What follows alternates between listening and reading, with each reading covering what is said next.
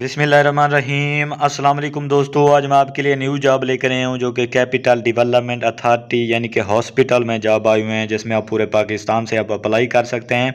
कौन सी जॉब आई हुए हैं, कितनी जॉब आई हुए हैं और इसमें कैसे अप्लाई करना है, सारी डिटेल आपको इस वीडियो में बताने वाला हूँ।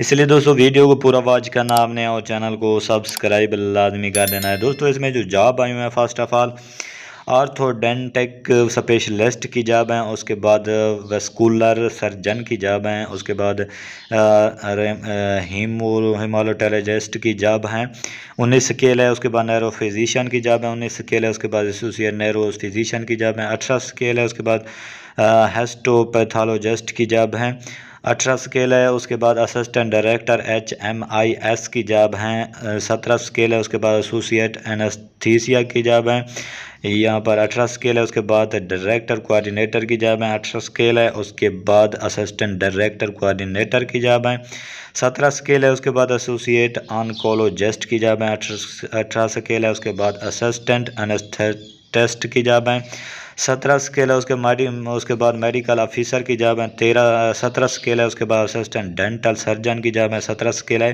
उसके बाद हेड नर्स की जॉब है 17 स्केल है, उसके बाद फिजियोथेरेपिस्ट की जॉब है 17 स्केल है, उसके बाद असिस्टेंट फिजियोथेरेपिस्ट की जॉब है 16 स्केल है, उसके बाद स्टाफ नर्स की जॉब है 16 स्केल है, उसके बाद डायबिटीज़ एजुकेटर की जॉब है 16 स्केल है, उसके बाद एडमिन ऑफिसर स्पेशलिस्ट इनिशिएटिव्स की जॉब है 16 स्केल है, उसके बाद स्पीच थेरेपी टेक्नीशियन की जॉब है 9 स्केल है, उसके बाद लैब रिसेप्शनिस्ट की जॉब है 7 स्केल है, उसके बाद रिसेप्शनिस्ट की जॉब है 7 स्केल है, इलेक्ट्रीशियन की जॉब है 6 स्केल है, स्पेशल सर्विस गार्ड की जॉब है और इसका स्केल नहीं दिया गया, उसके बाद सिक्योरिटी गार्ड की जॉब है 5 स्केल है, उसके बाद वार्ड बॉय की जॉब है 2 स्केल है, ऑफिस अटेंडेंट की जॉब है 1 स्केल है, नायब कासिद की भी जॉब है 1 स्केल है, सैनिटरी वर्कर की भी जॉब है 1 स्केल है।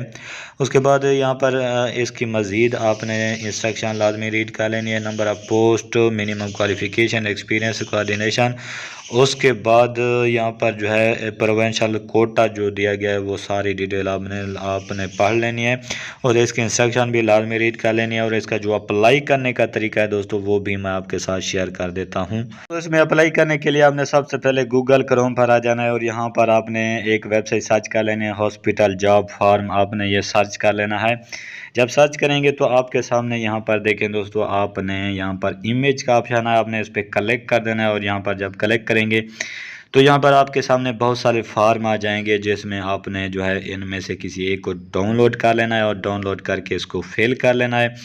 जैसे कि मैं यहाँ पर किसी एक को जो है यहाँ पर क्लिक करता हूँ और इसको डाउनलोड कर लेता हूँ। डाउनलोड कैसे करना है, इसको दबा के रखना है और यहाँ पर जो है इसको डाउनलोड इमेज का ऑप्शन आएगा, आपने इसको डाउनलोड कर लेना है। डाउनलोड करने के बाद आपने दोस्तों इस फॉर्म का प्रिंट निकलवा लेना है और इसको फिल कर लेना है। फिल कैसे करना है, नेम ऑफ पोस्ट लिखना है, उस पोस्ट का नाम लिखना है जिस पर आप अप्लाई कर रहे हैं। उसके बाद नेम ऑफ कैंडिडेट, उस कैंडिडेट का नाम लिखना है जिसके लिए आप अप्लाई कर रहे हैं, यानी कि अपना नाम लिखना है। उसके बाद जेंडर मेल या फीमेल जेंडर आपने सेलेक्ट कर लेना है। उसके बाद फादर या हस्बैंड नेम आपने जो है अपने फादर का नाम लिखना है। उसके बाद डेट ऑफ बर्थ लिखनी है अपनी और डिस्ट्रिक्ट डोमिसाइल अपने ज़िले का नाम लिखना है जहां से आपने डोमिसाइल बनवाया है। उसके बाद अर्बन रूरल यानी कि शहरी हैं या देहाती हैं वो आपने यहाँ पर कलेक्ट कर देना है। उसके बाद आईडी कार्ड नंबर अपना लिखना है, कॉन्टैक्ट नंबर, फ़ोन नंबर लिखना है। उसके बाद रिलीजन मज़हब लिखना है अपना और मैरिटल स्टेटस यानी कि आप सिंगल हैं मैरिड हैं वो आपने यहाँ पर लिखना है। उसके बाद पोस्टल एड्रेस यानी कि डाक का पता आपने लिखना है जहाँ पर आपकी डाक आनी चाहिए। उसके बाद ईमेल एड्रेस लिखना है।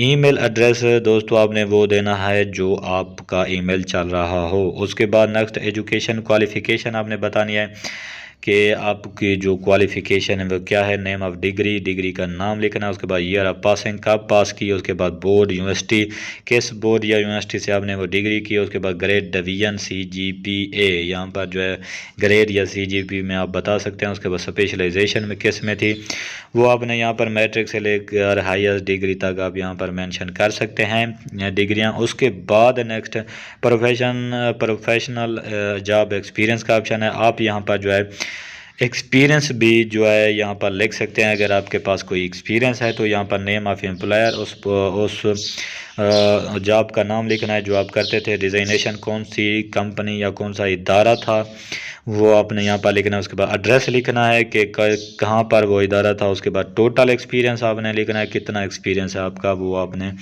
यहाँ पर लिख देना है। उसके बाद professional courses certification if any, यानी कि अगर कोई प्रोफेशनल सर्टिफिकेशन आप ले चुके हैं, कोई सर्टिफिकेशन आपके पास है तो आप उसकी इंफॉर्मेशन दे सकते हैं यहाँ पर। सर्टिफिकेट, डिप्लोमा कोर्स यानी कि एक्स्ट्रा कोई डिप्लोमा जैसे कि कंप्यूटर या फिर आप नर्सिंग का डिप्लोमा होता है वो आप यहाँ पर मेंशन कर सकते हैं। यहाँ पर आपने उसका नाम लिखना है। उसके बाद ईयर आप पासिंग कब पास किया, उसके बाद ग्रेड लिखना है, कौन कितने ग्रेड में आपने पास किया। उसके बाद नेम ऑफ इंस्टीट्यूशन, किस इंस्टीट्यूशन से आपने वो सर्टिफिकेट हासिल की। उसके बाद नेक्स्ट आपने सिग्नेचर करने हैं। सिग्नेचर करने के बाद दोस्तों आपने ये यहाँ पर फ़ोटो भी लगा देना है। फ़ोटो लगाने के बाद आपने क्या करना है, बाद दोस्तों आपने बैक आ जाना है और फ़ोटो के साथ आपने जो है मज़ीद जो भी डॉक्यूमेंट आपको कह रहे हैं यहाँ पर आप वो डॉक्यूमेंट भी साथ लगाने हैं। यानी कि यहाँ पर देखें दोस्तों, new return application on plan paper along with attested copies of all educational document. यहाँ पर कह रहा है कि अगर आप कोई फार्म डाउनलोड नहीं करना चाहते तो आप यहाँ पर जो है कोई सादा कागज़ पर भी आप एप्लीकेशन या दरख्वास्त लिख सकते हैं और लिख कर उसके साथ डॉक्यूमेंट भी लगा सकते हैं। ऐसा भी कर सकते हैं जैसे कि मैंने बताया कि फार्म डाउनलोड ऐसे करें, और उससे इस तरह भी आप उसको डाउनलोड करके प्रिंट निकलवा के उसको फिल कर सकते हैं। अगर उस पर नहीं करना चाहते तो आप सादा कागज़ पर भी आपने वो सारी डिटेल लिखनी है जो मैंने बताई है। सादा कागज़ पर एक किस्म की एक दरख्वास्त लिखनी है और दरख्वास्त लिख के उसके साथ कौन कौन सी चीज़ें लगानी हैं या इस फार्म के साथ कौन कौन सी चीज़ें लगानी है आप यहाँ पर देख सकते हैं। Along with attested copies of all educational document, यानी कि आपने सारे एजुकेशनल डॉक्यूमेंट आपने अटेस्ट करा के इसके साथ लगाने हैं। उसके बाद एक्सपीरियंस सर्टिफिकेशन है तो आप यहाँ पर वो भी लगानी है। 2 रिसेंट फ़ोटोग्राफ भी साथ लगाने हैं। 2 पासपोर्ट साइज़ फ़ोटोग्राफ आपने लगाने हैं। उसके बाद आईडी कार्ड नंबर, आपने आईडी कार्ड की एक कॉपी लगानी है। उसके बाद डोमिसाइल आपने लगाना है।